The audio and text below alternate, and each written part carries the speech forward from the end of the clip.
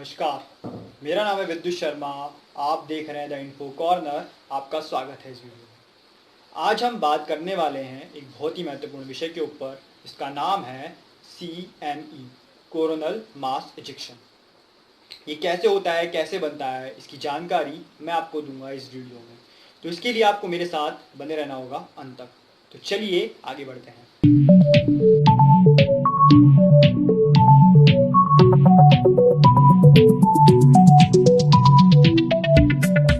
तो दोस्तों, जैसा कि आपने थंबनेल में देखा, CME क्या है।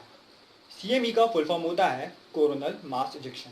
इसको समझने से पहले इसके इतिहास को थोड़ा खंगाल लेते हैं। इसका इतिहास ये कहता है कि सितंबर 1869 में इसी तरह की एक घटना हुई थी, जिसका उस समय विश्लेषण करने वाले साइंटिस्ट का नाम था कैरिंगटन। इसे कैरिंगटन नामक इफेक्ट के नाम से भी जाना जाने लगा और किताबों में हम आज भी इसको कैरिंगटन इफेक्ट के नाम से पढ़ सकते हैं। होता क्या है कि इसको बनने से पहले हमें कुछ मूल तत्वों को समझना होगा। मूल तत्व सबसे पहला है सन स्पॉट।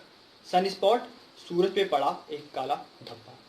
उदाहरण के लिए ये एक सूरज है, मैं आपको सन स्पॉट समझा रहा हूँ। इस पे एक काला धब्बा सन स्पॉट पड़ा हुआ है।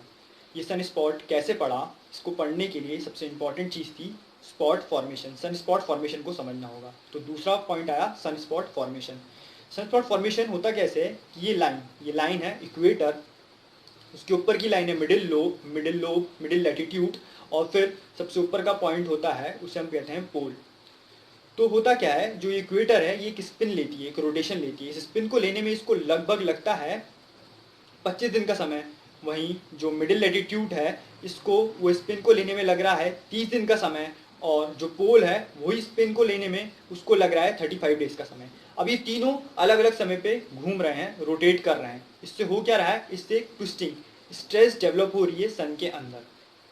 इस तरह की रोटेशन को हम बोलते हैं डिफरेंशियल रोटेशन।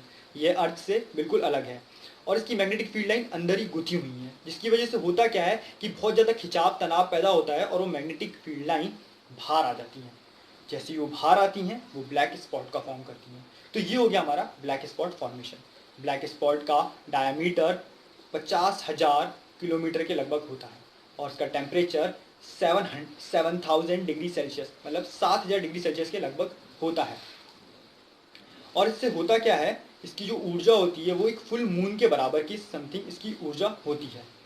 अब मैंने आपको ये क्यों बताया, क्योंकि इसके बाद एक और फिनोमेना होता है जिसे हम बोलते हैं सोलार फ्लेयर।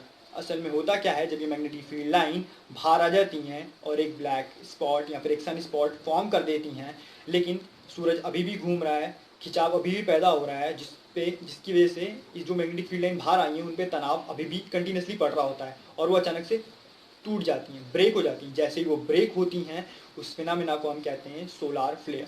ये फिनोमेना लोकल फिनोमेना होता है जो सन के कोरोनल पे होता है, सूरज के कोरोनल पे घट रहा होता है। इसके बाद एक और फिनोमेना घटता है जो हमारा मेन मुद्दा है इस वीडियो का, CME, कोरोनल मास इजेक्शन। वह क्या होता है, वह कुछ मिलता जुलता सोलार फ्लेयर से ही होता है। कभी कभी ये दोनों एक साथ होते हैं, कभी कभी अलग अलग होते हैं।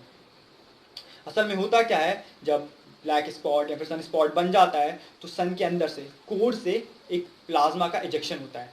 प्लाज्मा के इजेक्शन को ही कोरोनल मास इजेक्शन कहा जाता है। अब ये प्लाज्मा का जो इजेक्शन होता है, ये प्लाज्मा का इजेक्शन धरती की तरफ आता है।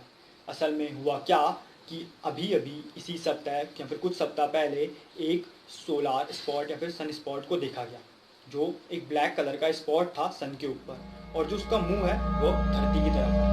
हुआ क्या कि धरती की तरफ मुंह होने से जो प्लाज्मा का इजेक्शन है वो धरती की तरफ आया। इसको धरती तक पहुंचने में 3 से 4 दिन का समय लगता है। जब ये धरती की तरफ आया तो ये धरती की मैग्नेटिक फील्ड लाइंस की वजह से धरती के एटमॉस्फेयर में ही रुक गया, धरती के एक स्ट्रॉन्ग एटमॉस्फेयर की वजह से। और इसका प्रभाव क्या पड़ रहा है, इसका प्रभाव हमारे रेडियो सिस्टम, हमारे GPS सिस्टम, हमारे ट्रांसपोर्टेशन और मोस्ट इंपॉर्टेंट हमारे पावर ग्रिड सिस्टम पर पड़ रहा है। ये पावर ग्रिड सिस्टम को पूर्ण तरीके से नष्ट कर सकता है। इसका मतलब क्या हुआ कि धरती के ऊपर पूर्ण रूप से लाइट गुल होगी, और ये लाइट गुल होगी इसका मतलब ये नहीं कि 3 मिनट वापस आएगी, इसका मतलब काफी लंबे समय से। और केवल लाइट ही गुल नहीं होगी, हमारा एजुकेशन सिस्टम, हमारा ट्रांसपोर्टेशन, हर एक चीज पूर्ण रूप से डैमेज हो जाएगी। इसका पता कैसे चला, इसका पता चला और एक शौकिया मार्टिन राइस नामक वैज्ञानिक की वजह से। नासा रिसर्च करने प्रोग्राम चलाया जा रहा है। 2016 में सबसे पहला प्रोग्राम चलाया, 2006 आखिरी में 2006 में सबसे पहला प्रोग्राम चलाया गया था। तो 2016 तक चला, लगभग 10 वर्ष का ये समय था। इसमें ईमेल के भेजा गया इमेज फॉर्म करेगी जो कि हमारे बारे में स्पेस में शोध कर पा रहे थे और अनेकों तरह की समस्याएं यूज कर रहे थे, तो पता कर पा रहे थे कि उन्होंने क्या किया। अब लेकिन 2018 में और नया प्रोग्राम चलाया गया तो क्या क्या बात है इसकी वजह से हमें पता चला कि स्पॉट है, इस बार उसका मुंह धरती की तरफ है और वो धरती की तरफ प्लाज्मा का इंजेक्शन कर रहा है। एक लाल रंग का बादल सा धरती के एटमॉस्फेयर में बन रहा है, जो कि आप वीडियो के माध्यम से और इमेज के माध्यम से मेरे साइड में देख भी रहे हैं, स्क्रीन पे शो हो रहा होगा।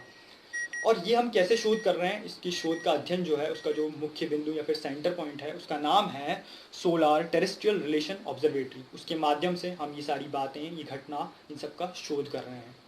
ये बताने का, इस वीडियो को बनाने का मतलब ये था, ये आपको डराना नहीं था, ये आपको अवेयर करना था कि ब्रह्मांड में ऐसा कुछ घटित हो रहा है जिससे हमें अवेयर होने की ज़रूरत है। ये मानव सभ्यता के ऊपर एक बहुत बड़ा प्रश्न चिन्ह भी बन सकता है, क्योंकि अंतरिक्ष हमेशा से ही संभावनाओं का विषय बना रहा है। संभावनाएं असीम हैं, बहुत हैं, लेकिन इसमें वैज्ञानिकों ने ये कहा है कि ये घटना घट रही है। और कैरिंगटन इफेक्ट को जब हम पढ़ते हैं, जब हम समझते हैं तो ऐसी घटना घटी थी और कैरिंगटन ने उसी समय कहा था कि 2022 में कुछ ऐसा बड़ा घट सकता है, वापस से कुछ ऐसा आपदा आ सकती है जिसका अभी हम विश्लेषण कर रहे हैं, जिसकी मैं आपसे बात कर रहा हूँ।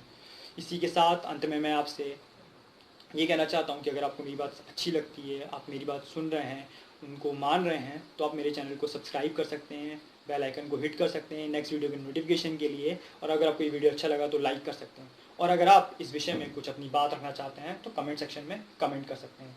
इसी के साथ इस वीडियो में मैं आपसे विदा लेता हूँ, अगली वीडियो में फिर मुलाकात होगी।